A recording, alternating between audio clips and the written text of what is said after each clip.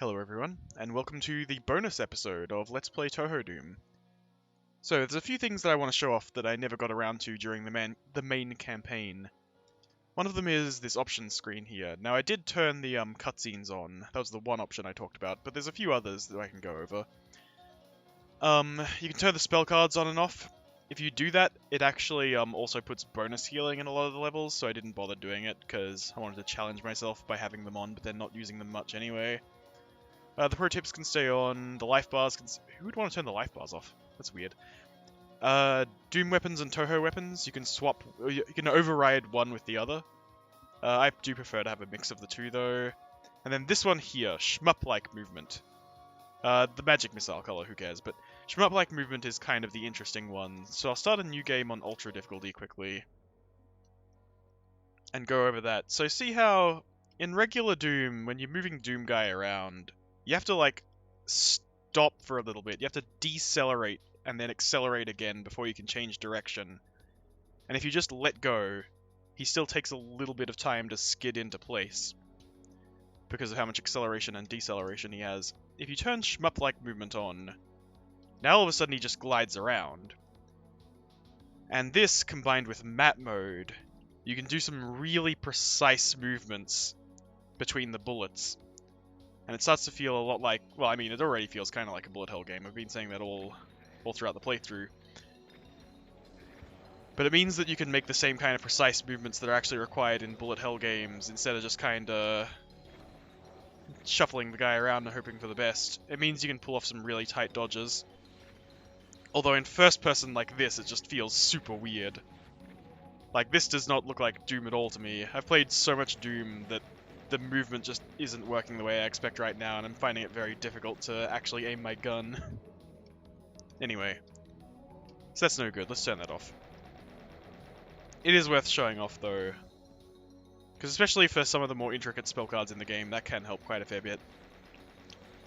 Anyway, so here's the first level of the game, except on Ultra Difficulty. What Ultra Difficulty does is, it makes the melee enemies a lot faster at just moving around like this. And also, the ranged enemies, they're less likely to wander around and more likely to just stand there shooting bullets like a turret.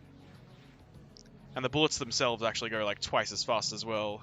I'm not sure if you're familiar with Doom that much, but to me these are very clearly going way too fast. So it's kind of like Nightmare in regular Doom, although the enemies do not respawn, because that would like mess with the boss triggers or something. You can especially see it here. In my first run of this room in episode 1, I was making fun of how easy this is, because they just kind of congregate in the middle. They've finally done it here, but they're much more interested in shooting me than just, like, having a party in the center. The other thing that Ultra Difficulty does that makes it kind of easy is it gives you, 200 health and 200 armor at the start of every level. And also, there are a bunch of healing power-ups that are coded to only show up on Ultra Difficulty. I didn't notice either of these things the last time I played Ultra Difficulty, which is why at the start of episode 1 of my playthrough I was talking about how, like, oh, Ultra Difficulty is just a joke, it's not really supposed to be possible. But actually with all of the healing power-ups that have been added, like, let me go to map 22. So this is the second map in episode 4, if you remember. It did not give you a plasma rifle or a rocket launcher anywhere near this early. So I'll fight my way through these first few fights here, and yeah, they're going to be tricky, but I have a lot of health and I have a lot of powerful weapons, so they're not that hard. And let's see... That healing power-up up there. There was no healing in this map until about 6 fights in, but you only have to do 2 fights before you get a giant heal there. Plus the extra armor that you start with as well. It's like, sure, there's a whole bunch of homing rockets, but I barely had to dodge any because of the plasma rifle, and now I get a big heal. Anyway, I was just playing through episode 4 on Ultra Difficulty in a practice attempt, and I figured out that I could actually get most of the way through without too much trouble, just because of how much health it gives you at the start, how much extra health it gives you throughout all the levels. Like, isn't there another full heal somewhere around here? I don't know, I'm not going to play through the entire thing on Ultra Difficulty, I just want to show off, like, the enemies are more aggressive, the bullets are faster, but it's not really that much harder, because you're allowed to take way more hits. Yeah, there's another heal that does not exist except on Ultra Difficulty. This is where you would get the plasma rifle if you were playing on Lunatic. And like the bullets are faster, sure, but they're not that much faster. Anyway, map 30, I believe. Yes. So the real meat and potatoes of Ultra Difficulty is the boss fights, and here's a good way to show off some of them.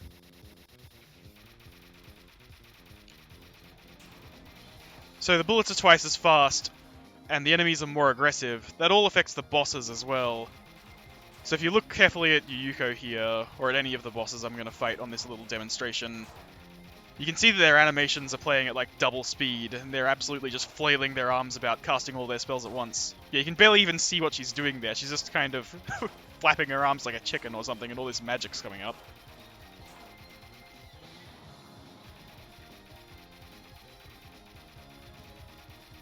But seeing these easy spell cards on double speed isn't really what I'm here for, so let me just kill monsters. I think this one's a little bit more tricky. There's not enough bullets. There are a few that I remember being kind of interesting on Ultra Difficulty, so I'll kind of skip towards those and then we can move on to something else. You can see that even Suka's very easy attacks are kind of real on Ultra Difficulty. Also, unlike most of the other difficult stages, Ultra Difficulty does not give you an extra heal on this stage for some reason. So I was playing through this and seeing it was like, oh, can I just do this on Ultra Difficulty? I managed to do it pretty well on Lunatic Difficulty. And then when I saw this spell card, this was my first hint that like, okay, wait a second, maybe things are a little bit different on Ultra Difficulty. She moves twice as fast, the bullets come out twice as fast. It's so bad that even the frame rate is starting to dip on this spell card, Deep Mist Labyrinth, and we all remember that this one was one of the easiest spell cards in the entire game. I was like, oh man, if this is this much harder, then maybe some spell cards just get crazy on Ultra Difficulty. Not that that one's that difficult, it's just usually trivial. And then it goes back to this one, and this one's not so bad. You just move a little to the side. Boring. There's only a few more I want to show off on Ultra Difficulty, because again, for some reason it's just not that much harder.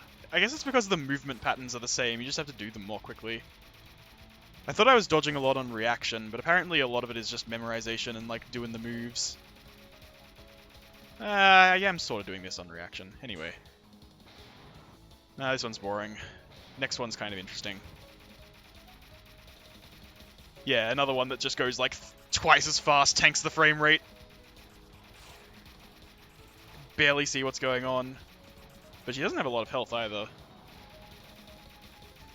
And then with this one, the bullets in the back are really hard to see coming, but I can still like juke the red ones around fairly easily. Oof, I say, getting hit by a couple of red bullets. Oh my goodness, come on. Like you move fast to make a gap and then you move through the gap. Not quite like that. Maybe it's because the recording is making the frame rate a little lower. Anyway, get out of here. Sakuya has a couple of interesting ones. Is she next? Yeah, she's next. Not the first couple, though. This one's pretty interesting.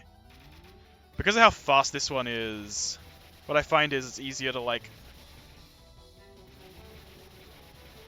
Yeah, I'll keep my eye on her for a little bit, and then I'll swap to map mode to get a big picture view of what's going on. There's a bunch of bullets coming at me from behind. There we go. Okay. Yeah, I like this one because it forces me to swap between the two quite a fair bit. Like, I need to aim at her, but then also I need to see what's going on. This one's also kind of interesting, but for a different reason. So remember how this spell card chases you around with the circles of knives? What I noticed is that for some reason on Ultra Difficulty, I'm pretty sure... Oh no, it is following me around. Huh. Most of the time on Ultra Difficulty, this one bugs out and doesn't actually follow you. Let's see if I can get out of this corner and then it'll fail to follow me. No, it's still okay. I guess that bug only shows up sometimes then. The other funny part about this spell card that is happening is that because the animations are so much faster, she's stopping time basically every half a second. I can barely have any time to shoot out homing bullets before all of a sudden it's stopped time again.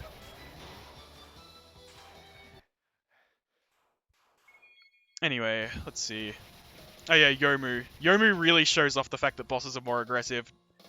Because normally she likes to chase you around and try to hit you with the sword, but on ultra difficulty she actually mainly just shoots at you, because her AI just keeps saying, no, no, no, now's the time to shoot, now's the time to shoot, don't bother wandering around. It actually makes it a little bit easier because she's not chasing you around the arena, she's just kind of doing the attack over and over. Nope.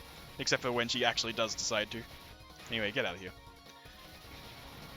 And then, yeah, she does it with 2 at once, who cares? There's one more spell card that I'm kind of eager to get to.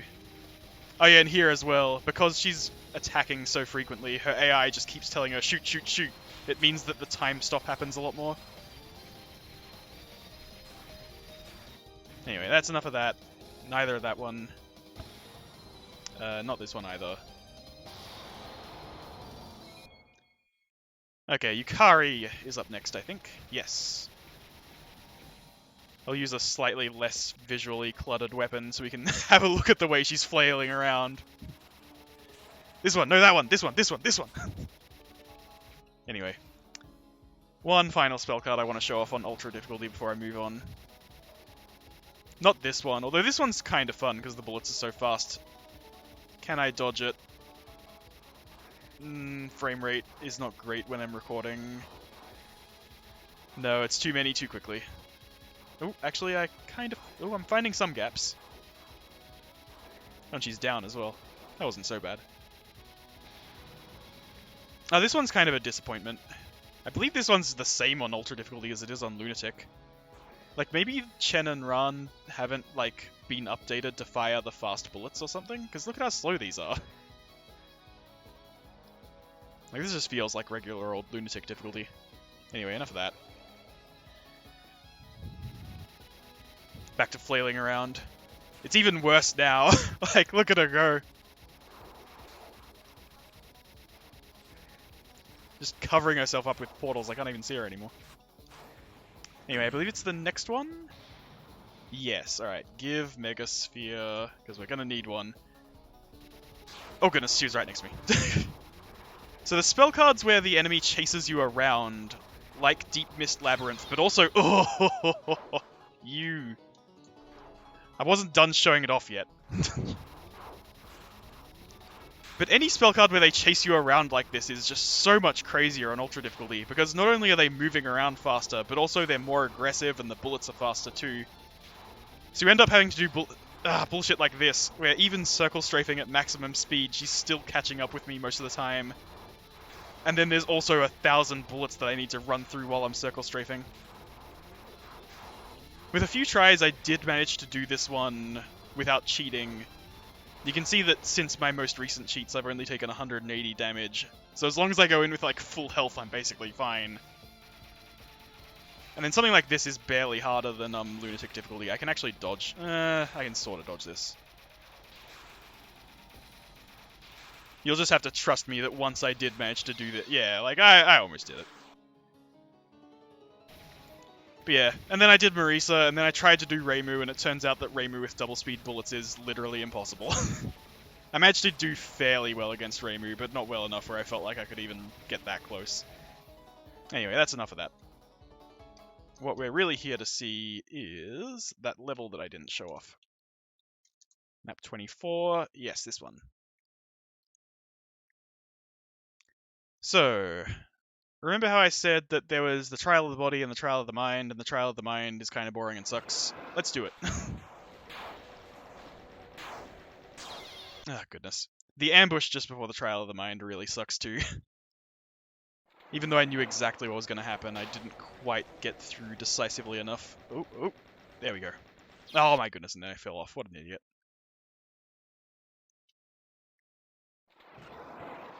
Yeah, the pregame for the Trial of the Mind is really annoying. It completely surrounds you with demons, so you have to... Oh, not quite. I'm just going to leave these all in so you can see how annoying this is to get it right. Oh, I think... There we go. Okay, now I should be good. As long as I can just dodge one side at once, I should be fine.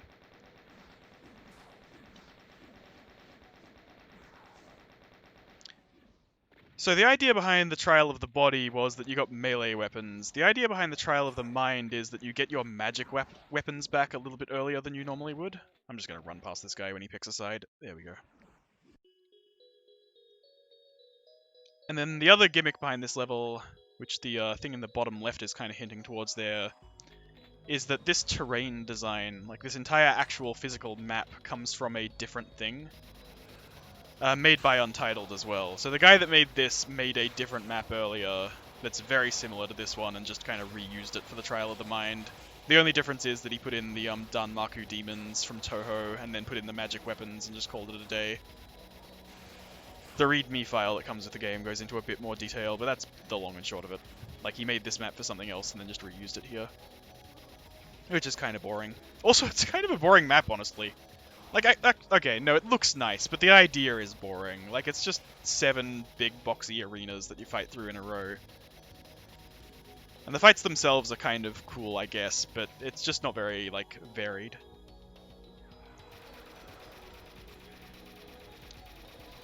Anyway, so this long, boring level, well, not super long, but this boring-ish level will give me a bit of time to talk about other stuff, now that we're winding the video down a little bit. Stuff to talk about, like, what I think about Touhou Doom, now that I've played it for, like, 30 hours in the past month. So, even though I've played a whole bunch of Touhou Doom, like, this is definitely the most I've played of Touhou Doom in any given period of time. Most of the time when I play through Touhou Doom, I just knock it out in 6 hours and I'm done with it. But this time around, it took a lot longer because there were a lot of failed recordings, a lot of practice runs where I was like, okay, I don't want to just show off my first sloppy attempt against this, I want to look like a pro when I'm doing it. So I ended up playing a huge amount of Touhou Doom, and I am kinda sick of it by now, but I'm sure I could go back to it in a year or two. Like, that's kinda what struck me in this playthrough, is just how much of a hankering I still had for this kind of stuff.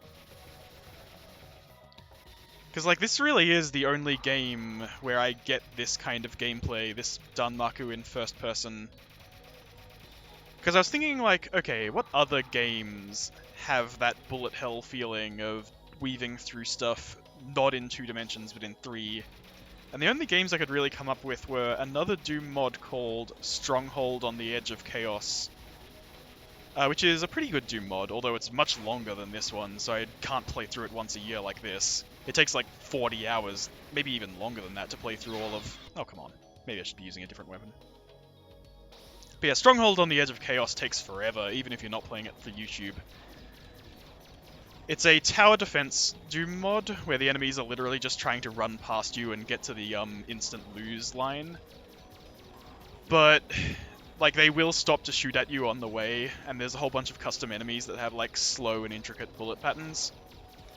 And then some of the later levels have that feeling of like, okay, you need to know where the enemies are coming from, what they're going to be doing ahead of time. You need to like memorize the dance steps before you even go in, which makes it it does make it feel like a bullet hell-ish kind of game, even though it's not quite as much of a bullet hell game as this is. The other game that gives me Danmaku in 3D kind of feelings is Earth Defense Force. Earth Defense Force is a third-person game, so it's not quite like this, but it does feel kind of similar, especially when you're fighting, like, large boss enemies. Like, the mothership at the end of an Earth Defense Force game will generally have some fairly bullet hell-feeling attacks. But when I play a good game at EDF... Oh, and also EDF also takes forever. It takes even longer than Stronghold does. It takes like 100 hours to get through a game of EDF. But what was I going to say? Oh yeah, but also EDF, like, doesn't have Danmaku for, like, 90% of the game. It's really only the bosses at the end that feel like that. For most of the time, like, when I play EDF, it's more the other cool things that I'm looking for in that kind of game. Like, it's a pretty grindy game that gives you, like... It's got a very Diablo-like loop, I guess, where you're constantly getting stronger and finding cool moves to kill thousands of things per second with. Or like a Dynasty Warriors? Dynasty?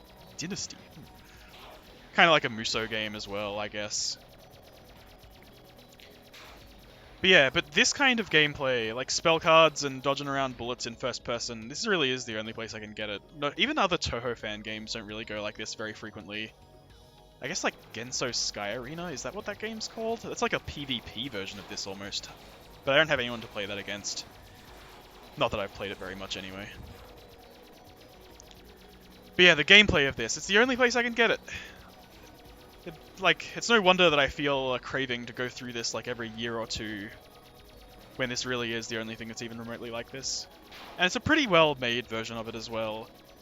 The first episode isn't so great, but it keeps getting better and better, and then, like, man, episode 4 is maybe too hard now that I've gone through it a few times. I guess that's what the spell cards are for, but I'm just too proud to use them. The other big thing I can talk about, because, like, okay, as far as graphics and music and whatever go, it's all taken from other games to varying degrees of legality. Like, obviously it's got great music, it's a Touhou fan game, blah blah. The other thing I have strong opinions on is the story. Because the first time I played through this game, I had all the cutscenes on, and then generally in subsequent playthroughs, I turned them off, because, like, you know, I just want to get through quickly. So I remembered the story, like, I had vague memories of, I'm pretty sure the story's bad, I'm pretty sure the writing's bad, I can't remember exactly why or how. I'll just go through it again and comment on it for the YouTube audience. But now that I've gone through it again, yep, I remember, it is roughly as bad as I remember. Like, because the thing about Touhou is, it's not just like, oh, I like bullet hell games, and I like the meditative state they put me in and whatnot. Because I don't play a lot of other bullet hell games. I do play a few, but like not nearly as many as how many Touhou games I've played. And the reason is that I really like the aesthetic and the story and the characters and the setting, like every single part of Touhou. I said this in episode 1, right? Like, just Touhou is one of my favorite things in the entire world. And what the official games do is, they set up this world and they tell these, like, brief, not super detailed stories. And set up characters with fairly basic character traits and just encourage you to fill in a lot of it. And, like, that's what the fan work guidelines are supposed to do as well. Like, yeah, just make Touhou fan works, whatever. Put your own interpretation of the story out there. Like, you fill in the details that Zun didn't. That's why he makes so many missing pieces. God, that's such a cool way to do stuff. I love, like, man, I wish more media properties worked like that. Like, whenever I play a fan game of just about anything else, I'm always worried that it's going to get copyright struck. Whereas there's millions of Touhou fan games precisely because that's how it was designed. But anyway, my point is that there's a lot of Touhou games out there with a lot of people writing them and trying to put their own spin on things. And Touhou Doom just feels like a bit of a missed opportunity. Because, man, the way the characters speak to each other in this game, it feels like... It does sort of feel like earlier Touhou games, where the characters talk past each other. Like, honestly, some of the bad translation decisions kind of shine through in the early Episode 1 dialogue of this game. But, like, it feels like Untitled... I'm just stopping because I'm basically dead. I need to concentrate a little bit harder. It feels like Untitled isn't super interested in adding his own spin on things. Or maybe he is, but it doesn't really shine through very well. I don't know. Because a lot of the characters are written in a way where it feels less like Untitled has a big idea on how to use this character. Even the ones he does use a lot, like Yukari. And more just like, this is how someone would write the character if they read a few of their more interesting, or not even interesting, some of their more well-known lines. Like, here's the joke that everyone loves this character for, that they told in one game. That's the only thing that we know about the character, now we're gonna write Touhou Doom. Like, Marisa definitely feels that way, Sanai feels that way. God, poor Koichi. Koichi's character is fucking assassinated in this game. Yukari isn't so bad. I did point out Yukari earlier, but actually she's written fairly well in this game, I think. So at least the one that talks the most is fairly consistent. And Reimu isn't too bad either, now that I think about it. Although writing an angry, like, spinning plates, getting mad at everything, I'm just trying to save the world here, goddammit, kind of Reimu is fairly easy compared to writing a more chill Reimu in, like, a slice of life thing or whatever. But even Doomguy as well. Like, this game... Oh goodness, I forgot about that part. This game came out shortly before Doom 2016 did. Maybe about a year before. Actually, that's when it was finished as well. It was started well before 2016. And I feel like it really shows, because the way Untitled writes Doomguy as a snarky, fourth wall breaking kind of guy, who's just like... God, he doesn't really have a consistent character, but... The dialogue is very twee with Doomguy. Like, he's always not cracking wise, but... like, making winks and nudges, and like... It's hard to describe. But yeah, Doomguy isn't written super well either, and I have a feeling that, like, if this wasn't Untitled's first big project, and also if Doom 2016 had come out before this game was started, they could have had a lot of more better ideas for, like, oh, you just do the same thing that Doom 2016 did. Like, Doomguy is silent, Doomguy expresses himself through his actions. And sometimes he'll, like, make a physical joke for the camera, but not frequently. Like, I don't know. But yeah. So here's the boss of this level. It's just the same as the Trial of the Body boss. The same enemies, the same amount of them. You get slightly better cover, but a slightly worse weapon, so it basically evens out.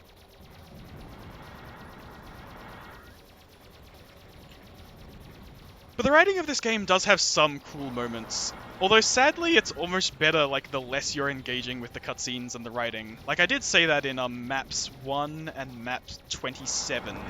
There's terminals on the wall that I just wasn't pressing, because I was like, the feeling of this level is better when you're not breaking the flow so much.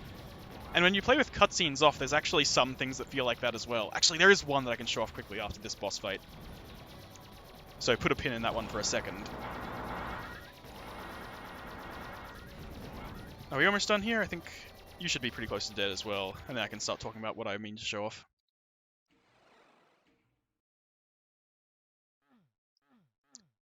So, when you beat either version of map 24, it just shunts you straight into map 25. It's the same thing either way. And I've still got the cutscenes off, so I can show you what I mean. So Yukari shows up, but she doesn't say anything and teleports away because the cutscenes are off. Nah, I don't feel like doing another take of the secret.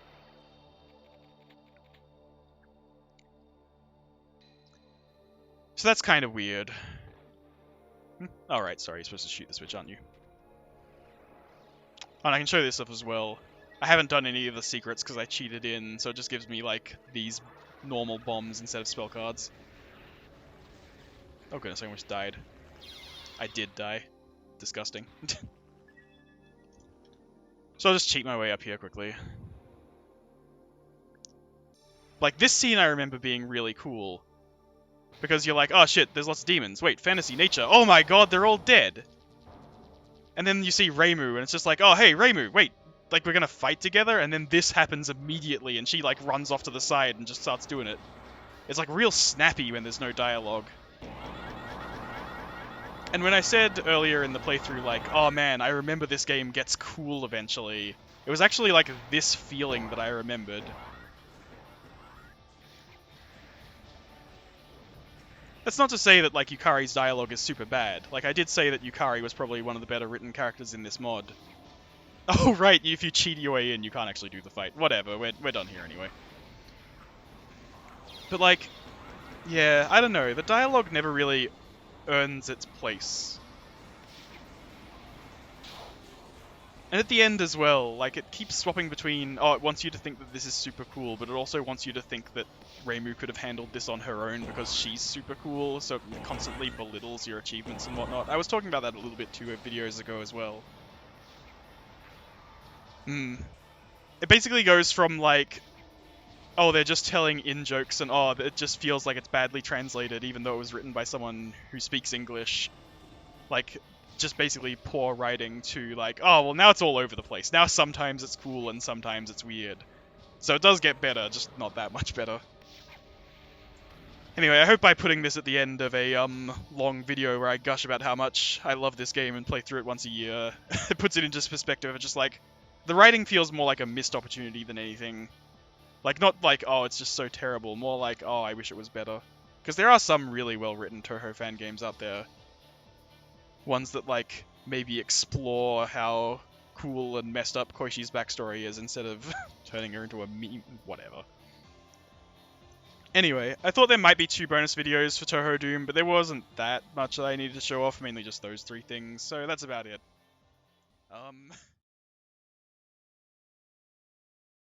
Dude, the ending to the video sucked, so I'm making a new one with higher energy.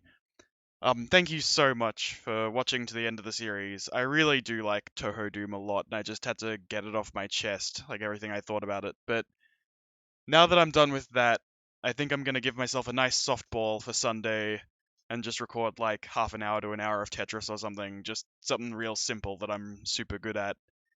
And then after that, I'll still probably try to stick to the 2 times a week schedule, but I'll be showing off much smaller games, like still fairly obscure ones, but like just something that I can get done in a single episode or two instead of having to like edit hours of footage down into an 11 episode series. So stuff like let's see, what's on my short list? I want to show off Bloxum, Tamiki Fighters, Pedal Crash, just a whole bunch of games where I'm not even sure if like anyone except for I mean like maybe a couple thousand people have ever heard of them, but like yeah, stuff that maybe people haven't seen before that I can show off. Hey, look at this, it's really cool, and I'm also pretty good at it. So yeah, look forward to stuff like that starting, well, not on Sunday because that's Tetris, but starting next week. See you all next time.